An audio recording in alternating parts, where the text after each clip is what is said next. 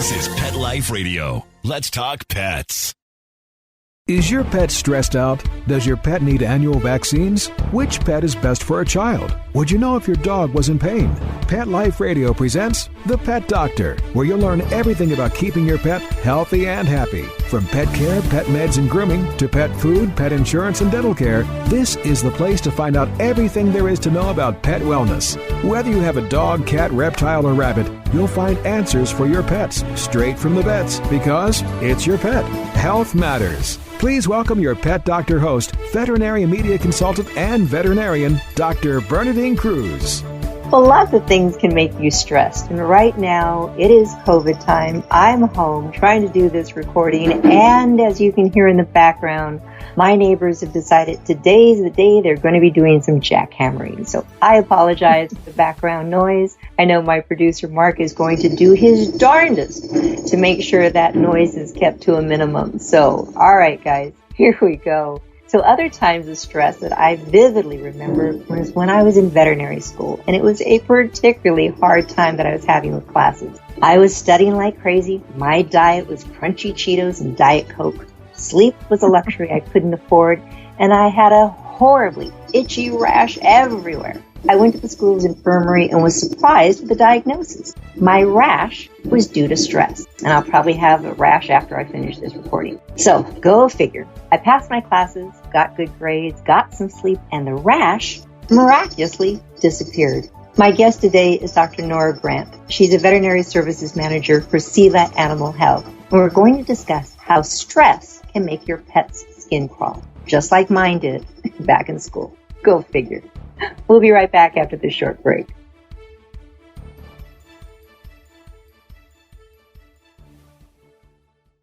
Do you want a cat litter that absorbs odor-causing wetness like a parched desert cactus? Well, Arm & Hammer's got a litter for you. New Absorbex with desert dry minerals. Wetness disappears like a Texas raindrop on a hot tin roof. Odors? Adios. It's lightweight, lightning fast, odor-absorbing desert dry cat litter. Get $4 off now at armandhammer.com/bounty. New Absorbex from Arm & Hammer. More power to you. Let's talk pets on PetLifeRadio.com.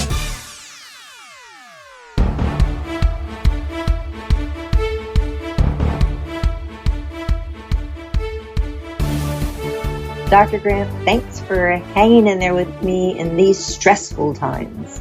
Oh, you're very welcome. I appreciate you having me on the show today. Thank you.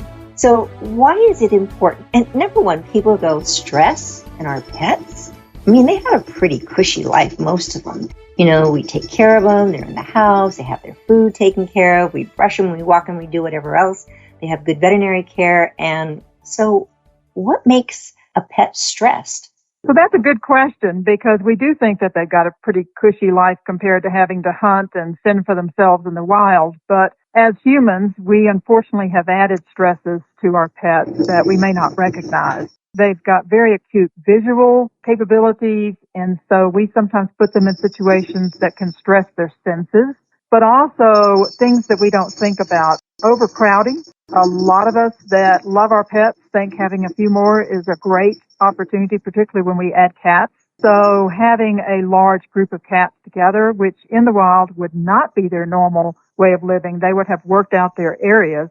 We put them in a small area that can certainly stress cats. So multi-cat households, whether we know it or not, can add stress. We also, we take our pets with us everywhere. So we don't realize sometimes the car ride, the going to a restaurant, going out, listening to a rock concert, all of those kinds of things can be stress. And then right now with COVID, it's really important to recognize that because we are home with our pets more, and that might be just fine with them right now, as we do start to go back into the workforce, we anticipate we're going to see a lot of pets with separation anxiety, which is, you may not see it because you go back to work, but the pet during the day is pacing around the house, standing at the front door, whining, crying, and that behavior can even lead to them chewing up things in the house and being destructive. And chewing on themselves too, huh? Oh, yeah, and chewing on themselves. So we'll get to that part. But I was going to say this is actually behavior and both dermatitis type cases are some of the top cases of why animals are relinquished to shelters. So we want to keep our pets in our homes. Yeah, I mean, I did a little bit of research on this because I sadly did not really realize this relationship of itchiness and, yes, behavioral issues, but stress, and found that in some of the earliest days of psychoanalysis, skin conditions were regarded as a sign of psychological distress. So why is it important to recognize this stress and anxiety in our pets? Well, certainly, like I was mentioning, it's the number one reason why our pets are relinquished to shelters. And in veterinary situations, we lose clients from our practices so that if you don't get a resolved issue, you go down to another veterinarian down the road. So you're hopping from vet to vet sometimes with that. But we also know that any chronic disease or illness will result in some type of stress in our pet. If you think about it, it's true with humans too. You know, if there's a diagnosis of cancer, if there's a diagnosis of, like you said, skin conditions, you're somewhat stressed by that behavior, that how you feel about it. And animals have that same stress with chronic illness. Recognizing it in the home, again, can help with these behavior problems of pets that are actually being destructive. You mentioned, yes, them being destructive, chewing on things. So that's something that a dog would do. If you could break it down as to some of the common signs that you're going to see, say, cats, dogs, horses, and then maybe each of the different species you feel comfortable chatting about. Because I know, yes, cats can start urinating outside of the box if they get stressed, or they can get into cat fights with each other, or over grooming and having hairballs. What are some of the other things that you see? Exactly. So that's exactly it. Often the cats are urinating outside the litter box. There's passive-aggressive behavior, as you mentioned, with cats that stalk each other we might not even recognize in the household. They just don't get along, and sometimes we just put up with that. But actually, when they get to the point that they do a lot of self-grooming, so obsessive behaviors in a sense of chronically licking and grooming themselves can be one outlet for their stress, and a lot of hair loss. And it's interesting, you mentioned your own situation with human stress and dermatological condition. In our animals, we recognize that too, that we have some chronic lick conditions that can lead to wounds, open wounds on the leg. It's called a acral lick dermatitis, but it's also called a lick granuloma in dogs. In cats, they'll often groom their abdomen. There'll be hair loss. The body itself reacts. Stress and the brain and the skin are connected so that the hair actually can go into a resting phase and fall out more easily. So you'll see hair loss excessively.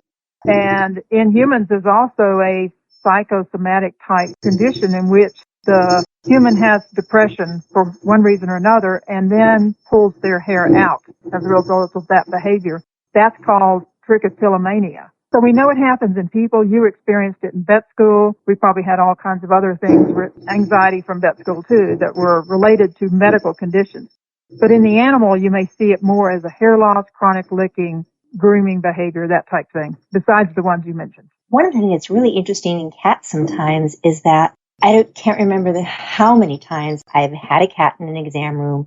They're complaining about one issue or the other, and I take a look at the tummy. It's like, oh, how long has your cat been bald on its abdomen? It's like, really? Exactly. I never saw that. Because as they're walking along, or they're crunched up in their little kitty balls as they're sleeping, many times people don't see the abdomen and realize, cats or dogs, what's going on there. But yes, how stress can weaken the immune system. Vomiting, diarrhea, I've seen that, especially with dogs that are boarding, when they're coming in for a boarding situation. They seem to have flare-ups of their chronic diseases. I saw that there was a 2019 study that was published in the National Center for Biotechnology Information about dogs, and that they're eating poop, and they're begging for food, and they're trying to get extra attention, and also their decreased trainability. I thought that was interesting. That's true, because if you're stressed, you're not going to take time to learn. And so if we can reduce stress in the household and help that pet, they will behave better. You can train them better. That may be true when they go to obedience classes. And I think, there's some things that we can use to help with that in the household. And also we are recognizing that in the veterinary clinic. The whole idea of fear-free as a change in how we want to have animals behave in our veterinary clinics is to reduce that fear, anxiety, and stress. And so the first thing is recognizing the body language. and recognizing how they're behaving. You know, are they pacing? Are they panting? Are they trying to pull away from us? Are they trying to cower? Their center of gravity is not over their all 4 feet. They're not happy. They don't have their mouth open. You know, there's a lot of signs that you can look for that we're learning to recognize in our patients. And owners can recognize that at home too. And then I recommend you consult with your veterinarian on that, bring it to their attention that the animal may seem to be stressed at home because it is linked to medical conditions. And talking about other species, you know, birds will all of a sudden start picking their chest bare of all their feathers. Horses can chew on their flanks and cause horrible injuries. Mm-hmm. So it's not just cats and dogs. You'd mentioned one of the very sad parts about having these stress issues with pets, that it can impact the human-animal bond. So they get relinquished. What other things can happen there? So that's interesting because particularly the relationship between stress and the skin conditions, if they're developing skin conditions and we haven't addressed some of the root causes like stress, that actually can cause the animal to not, people don't want to be around the animal if they're losing hair and they've got lesions on their skin. So if there's sores or scabs, often there's an odor with that condition, and it could be simply a bacterial or fungal infection that's maybe not stress-related, but that skin condition can cause problems in the household. You don't want to sleep with your pet anymore. They become isolated. You keep them in another room or shoo them away. That's destructive to the human-animal bond. And certainly when an animal is pacing or is destroying things in the household, that's destroying the human-animal bond. We want our pets to be with us. We want them to be happy and have that mutual comfort benefit. There's also a fear sometimes that these skin conditions could be what we call a zoonotic issue, which means it can be contagious to us as humans. So there's a couple that are, and we do need to have those checked out by our veterinarian. So the best thing to do is if you do have skin lesions on your pet and you think there may be stress in the household, bring that to the attention of your veterinarian and explain what's going on. Let them check it out to see if it's truly a medical condition. And if not, then talk about ways that you can help reduce that stress. So it almost seems like chicken and the egg situation sometimes. What came first, the skin issue or the stress issue? Is it kind of 6 of one and a half dozen of the other? Well, it is. It's kind of hard to tell because, and you said in early psychology that they may have had a leg up on us in recognizing skin conditions as being, stress related. But trying to figure out which one caused it, because there is a link in the brain. I mean, there is actually stimulation from skin receptors to the brain. There's stress on the brain itself through the limbic system. All of this is related to our endocrine system and pituitary glands, secretion of hormones, things like that. But they've actually studied skin conditions, and it's kind of interesting that they did a mouse study that looked at developing lesions on mice like an atopic dermatitis or an eczema case. And they created the lesions in one group of mice, and they created the lesions in another group of mice. And then they exposed group 1 mice to a sound that was random sounds like one of those bait traps that emits sound, and then they didn't expose the other group to that. Then later they looked at the skin lesions, and the mice that had been exposed to the stress of the sound had worsening of their lesions than the mice in the control group. So you can actually induce skin changes with stress. And it's a very interesting relationship. In human medicine, they've created a field called psychodermatology. And we're looking at this in veterinary medicine. There's a veterinarian, Dr. Livray at North Carolina State, has been doing a whole lot of research into the neurobiology of itch and the relationship between the brain and the itch. So stay tuned. There's more research to come and more fun information. Well, that's a really good segue for staying tuned. So I'm speaking right now with Dr. Nora Grant, one of the veterinarians at Ceva Animal Health. And we're going to take a short break so we can let them jackhammer a little bit more, make some more noise, get it out of their systems. And we're going to be right back with what we can do about it. Please have a seat in the waiting room. The doctor will be with you shortly, right after these messages.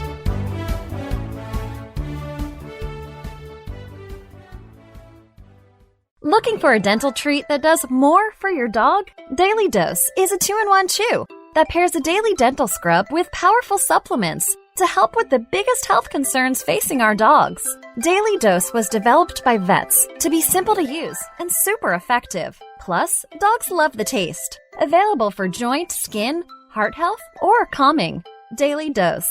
your pet's daily dose of awesome. Visit yourpetsdailydose.com to save $3 on your first bag with promo code PETLIFE.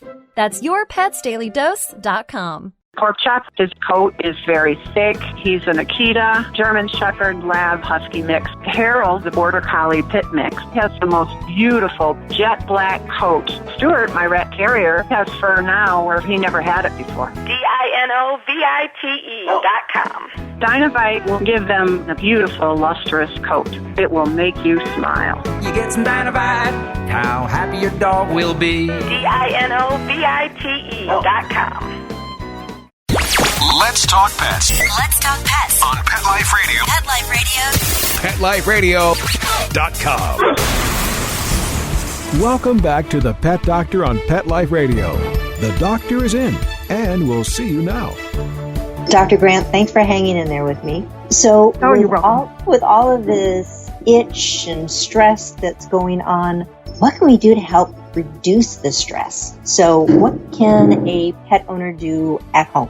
So that's a very good question. There are some things you can start with. If you recognize that your animals are in a stressful situation, helping to reduce that anxiety, there's a number of things. I do always recommend a consult with your veterinarian, and if your veterinarian thinks it's necessary, then a further consult with a veterinary behaviorist would be something to look into for some ongoing chronic behavior problems. But just in the household, there are a lot of things that the owner can do. Certainly enrichment in the environment. And pets that, depending on the breed of the dog, maybe a high-strung dog that needs a lot of activity and really was bred to chase cows and chase horses and herd them or hunt or whatever, they don't do well in confined environments. And that a high anxiety can lead to them acting out. So if you've got a higher-strung breed of dog that needs that type of activity, then lots of long walks, teaching them to play fetch and ball and frisbee and everything like that can help work out that anxiety of needing to do something else as an activity. Food puzzles. I always recommend food puzzles. You can go online and get access to a lot of those. You can even make some homemade ones, taking a little paper towel roll or a toilet paper roll and stuff it full of dog treats or dog food, just dog food, and then actually close up the ends. Just fold up the ends, and that makes a nice little fun puzzle for the dog, and they can't hurt anything with that. They can chew on it. And those are great things to hide around the house, too. Exactly. So even with your elderly pets, you can hide something that's a very strong-smelling type of treat and have them kind of work to find it, which can help keep the brain enriched in an older dog. With cats, certainly lots of toys and puzzles and things that they can chase. And they do make food puzzles for cats, too. So I do recommend that. If it's a multi-cat household situation, then there can be some other help in terms of pheromones, which we can use in any situation with anxiety. Ceva does produce the feel-away and adaptol pheromones, which can be used safely in a household for reducing and calming that level of anxiety. These are naturally occurring pheromones given off by the pet that we've made synthetic copies of. And so I really would like you to talk Multicat. more about those pheromones because they're fascinating. People I know many times will get them and they plug them in going, I don't smell anything. This isn't working. It's not supposed to work on people, is it? It's not supposed to work on people. We actually have our own pheromones, and we just aren't aware that we're picking those up from people, but all animals give off some type of a semiochemical that is species specific. So that means a dog only picks up the dog pheromone, the cat only picks up the cat pheromone. You can put those diffusers in the same room together. You can have both sprayed on, your clothing if that's something you want to do for your pet. They come in a spray form, they come in a diffuser form. And then for the cat, there's actually wipes that can be used to wipe the cat carrier and surfaces. So you don't wipe the cat, you wipe the surfaces that the cat's going to be around. And the wipes will last maybe about 1 to 2 hours. The sprays last about 4 to 5, 6 hours. And then the dog actually has a collar, too, that can go with the dog. It's great for puppy socialization. They should have a collar on during that entire time period. And it's constantly emitting a pheromone that they pick up and you don't smell. The sprays have an actual odor when you initially spray it because it's an alcohol base. But that alcohol goes away, and then after that, about 5 or 10 minutes, so spray it on a towel or bandana and then let the alcohol dissipate and then come back and put the bandana on the dog or put the cat in the cat carrier on the towel or cover the cat carrier with the towel. There's a number of ways you can look into using that. I recommend you can go to CevaConnect.com for more information on the pheromones. And fearfreepets.com is another website that has a lot of information on things that can be done at home, called a section called Happy Homes. So fearfreepets.com or CevaConnect.com will kind of get you to some more information on the products and things that you can do in the household. And pheromones are fabulous. I always tell people, there's going to be a range. So you and I are a little bit stressed, and maybe we just need some chamomile tea and some, meditation, or you may need Xanax. So our pets can be the same way. They may need something that is very natural. It's not going to hurt them in any way. They may need something more. So you can always start with that. And I think it is a great way to do it. And I love the thing that you mentioned, fear-free, and especially for cats. My own cats, I hate to say, when they see their carriers, they're not pleased. So I do have some of the feel away, and I will spray it in there, and I will do it and keep them out for a couple of days, spray it and put it in there. And they go, ooh, this is kind of neat. And then I put them in there, and it's like, oh, not so much. But all right, it could be a lot worse. There are other things that can be done for pets with skin issues. And oftentimes people love to blame it on food. And yes, we know that pets can have food sensitivities. But being a veterinarian, I'd love to have you address what are some of the other common things that are done for skin issues. So we're in a great time right now with dermatology because there's a lot of great products out there that can be used to help our pets.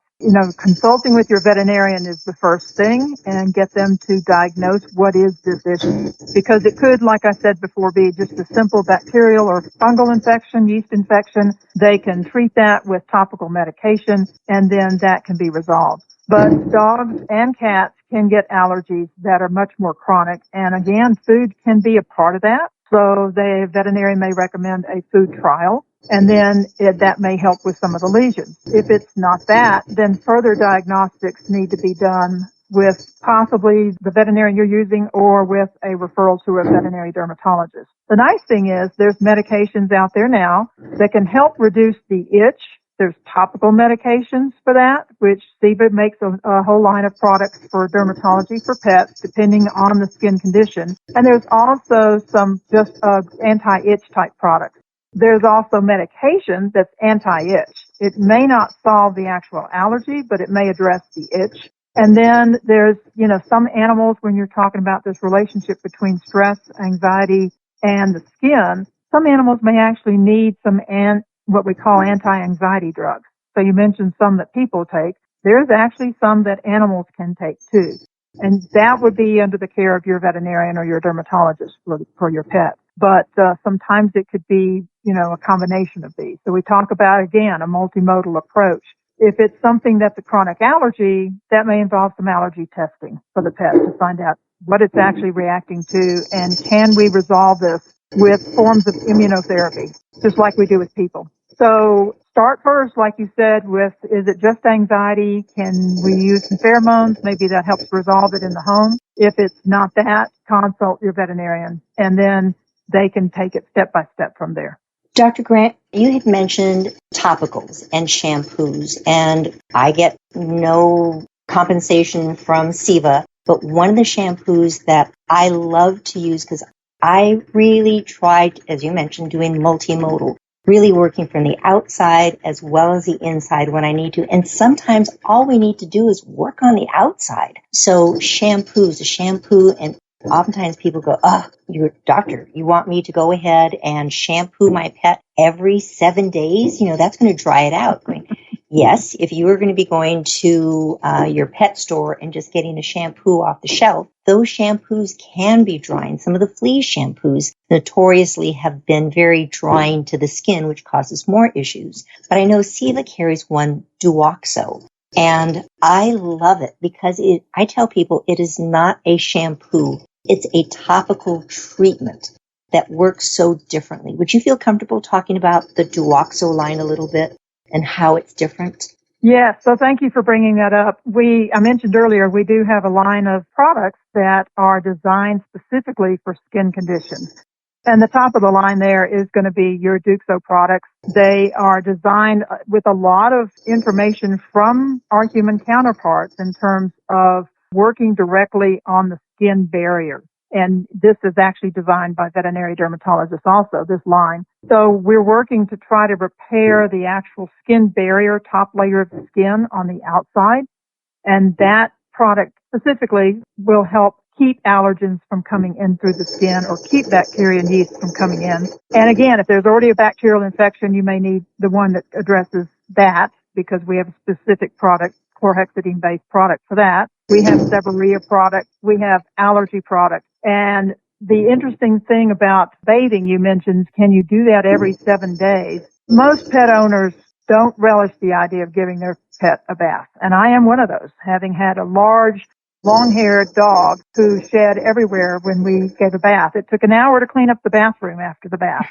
And I really only bathed him once a year when I had to. He rolled in something and, there was an odor. But when you're having to deal with chronic skin conditions, the recommendation to bathe frequently is really one of the struggles I think pet owners have. So this line of Duxo products also has a mousse, which if you've ever used a mousse in your hair, you know that you just spray it in your hand, rub it through your hair and leave it. This is a actual leave-on product. So it may be important to bathe the pet initially just to get the debris off the skin and kind of prep the skin in a sense. Maybe your veterinarian can do that for you with a medicated product and then send you home with a mousse that you can use at home that is something you can apply with your hands, and the pets think they're getting a massage. I mean, when you do this, most of the time, cats maybe not so much, but cats will tolerate the mousse much better than they ever will putting them in a bathtub. So it's a nice product for cats. It's a fabulous product for your dog, and they tend to like that contact of you rubbing something and massaging something into their hair coat. And then you just leave it, and you can use it every 2-3 days as you need to, once a week as you need to, basically at the instruction of your veterinarian. There's also some tips for bathing dogs. So we've made it stressful for dogs in a sense by throwing them into a bathtub that they don't feel comfortable in, and then trying to use maybe too hot of water on them and having a spray come down that they're all stressed with. So they don't know what's going on there. You can actually make a bath fun for the pet by just doing a treat. So you can take spray cheese or peanut butter and kind of smear it around the bathtub. And if you have a ramp or something, the dog can get up into the bathtub easier. Lead them up into the bathtub with treats. And then use a shower massage type approach. So think of making it a spa day for your pet. Have some nice treat, like if you went to the spa and they gave you wine, have something that the dog would like in the bathtub and take their mind off of what you're doing. And then use a shower massage that's just a very cool water. Actually, body temperature of an animal is higher than ours. So they're already at 102. And putting hot water on a skin lesion or having a hot water applied to them is actually worse. So cool water and then just a gentle massage type, spray coming out close to the skin. Work on the areas that have the skin lesions first. Put any kind of medicated shampoo on there first on those lesions and work upwards on the body from there. So don't start on the back, just start down on the feet and work upwards because that's typically where the lesions are. But make it fun for the pet, and then it may not be as stressful to do a periodic bath for the pet. I think those are great ideas. I definitely use a lot of peanut butter in my own practice, so I'll smear it on the walls. My technicians hate it because they have to clean that mess up afterwards. I try to do it too. But, with a puppy, giving it vaccines, you smear the peanut butter everywhere, try various treats, the things that cling to walls. And then especially because they lose their footing sometimes, if you get those shower mats so they can just stand on it and not lose their footing, that really helps too. Love those ideas. And make sure the shampoo, follow the directions, ask your veterinarian. Things like the Duxo shampoos that you carry, where it actually needs to have contact time. You just don't put it on and rinse it off. I tell people you're wasting your time and money if you do that. So great ideas. And so I have a tip for you because there's actually a peanut butter dispenser that you can find online that sticks to the bathtub. Or there's these little things called aqua paws that are little sticky mats that you can stick on the wall of the tub. and then you can put your spray cheese or your peanut butter in there, and your techs don't have to clean up the bathtub. Oh, but I like being mean to them. Great idea. I think I'll go look online and go find some today. So we've been listening right now and chatting with Dr. Nora Grant. She is one of the veterinarians at Ceva Animal Health. Some great ideas of how to decrease stress, how to decrease skin issues. Dr. Nora, any words of wisdom, parting words of wisdom as the jackhammers have stopped momentarily? Thank you very much, first of all, for having me on today. And I would direct your audience attention to first to consult with their veterinarian on the skin conditions and make them aware of the stress. Help you, basically. Secondly, websites, we all like where can I go for more information? So I mentioned before, CevaConnect.com. There's some information about the pheromone products there. And then I would direct them to the fearfreepets.com website, which has a wealth of information on how to help their pets at home. Preparation for the veterinary visit, how to get them in the car, how to address stress at different levels, how to make it a happy home environment. And again, if we reduce stress for everybody, the pets and the people, it's possible that some of these lesions might resolve on their own. But definitely keep your veterinarian in the loop on things. Well, Dr. Nora Grant, Veterinary Services Manager for Ceva Animal Health, thank you so much for being with us today. I kind of got the itchies right now, probably because of the stress of those jackhammers, so I'm going to see what I can do for it. Thank you so much for being with us. Please tune in again next week, folks. We'll give you more information on how to make you the best possible pet owner. Thanks. Take care. Be safe. Pets can be a wonderful addition to your life because they're a member of the family. Keeping them healthy and happy is important. Pet Life Radio presents The Pet Doctor with veterinary media consultant and veterinarian Dr. Bernadine Cruz. Whether you have a dog, cat, reptile, or rabbit, you'll find answers for your pets straight from the vets. The Pet Doctor, on demand every week, only on PetLifeRadio.com.